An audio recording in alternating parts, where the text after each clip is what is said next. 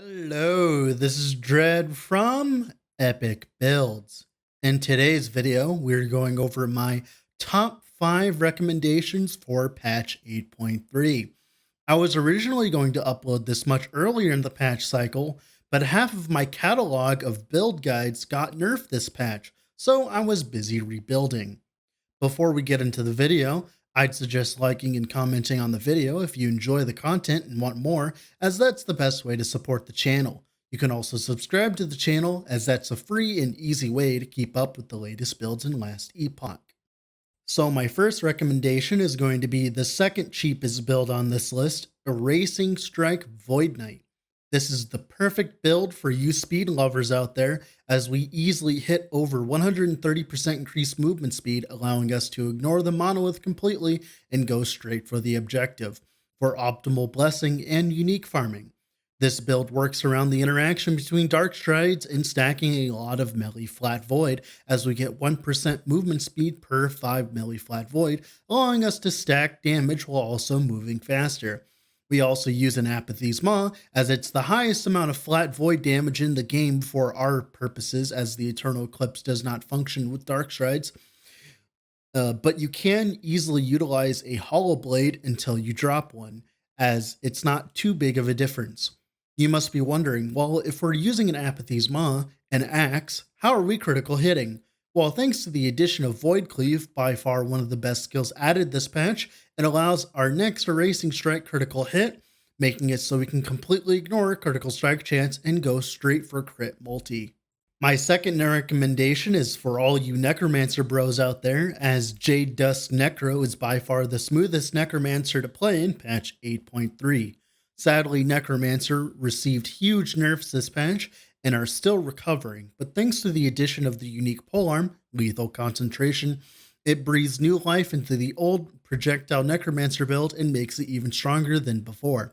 Lethal Concentration gives us 150% poison chance on minion throwing attack hit, which is the main 2 attacks rogue skeletons use, which is our basis of the build. It also gives you one of the rarest stats in the game, Minion Poison Health Leech, making your minions tankier than before, and it also gives our rogues increased poison damage, making this have a lot of damage on a single slot. Rogues are insane for clear speed, and when you run enough cooldown recovery speed, and alongside Death Knights plus Hungering Souls, it elevates your clear speed to a whole new level. We also get the benefit of well over 500k dummy DPS, thanks to how easy it is for poison to scale on Necro. If you're on the fence about playing a melee Necro and couldn't figure out what, I 100% recommend this one, as it's been an absolute blast. My third recommendation is going out to all you Path of Exile players. If you were a fan of Bleed Bow Gladiator, then this is a special treat. In patch 8.3, we received the unique Sanguine Horde, which allows our global and bow bleed chance apply as chance per second for Hail of Arrows, allowing us to actually play an ailment-focused Hail of Arrows.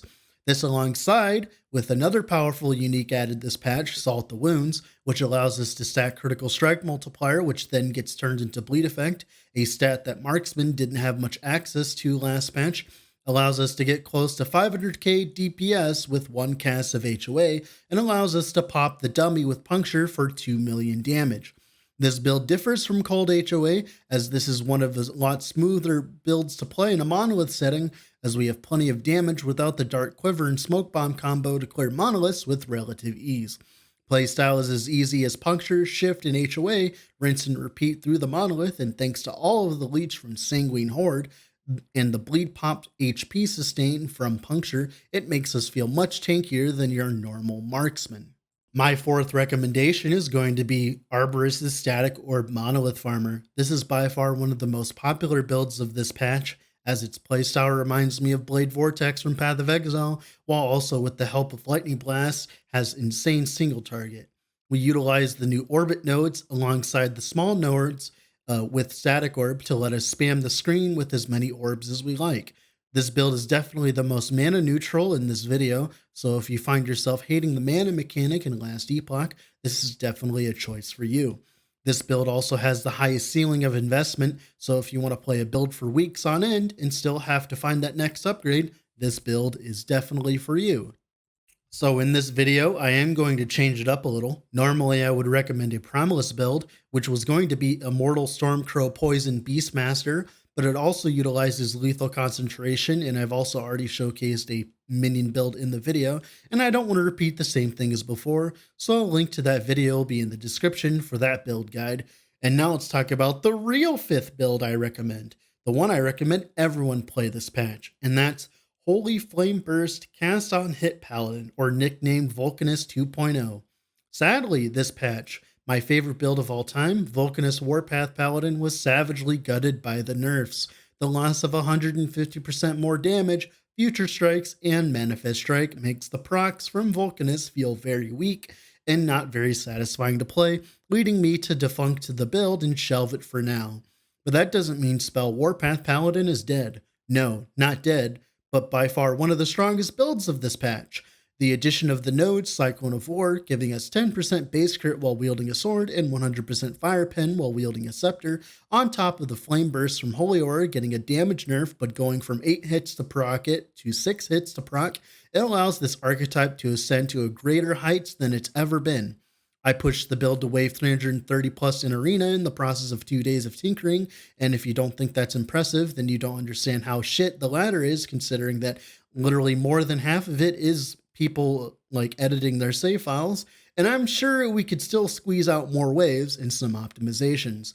Although EHG has proven in the past they really do not want cast on hit builds to be a good archetype to play, so expect this one to be one of the biggest nerf targets there in a few hot fixes or in patch 8.4.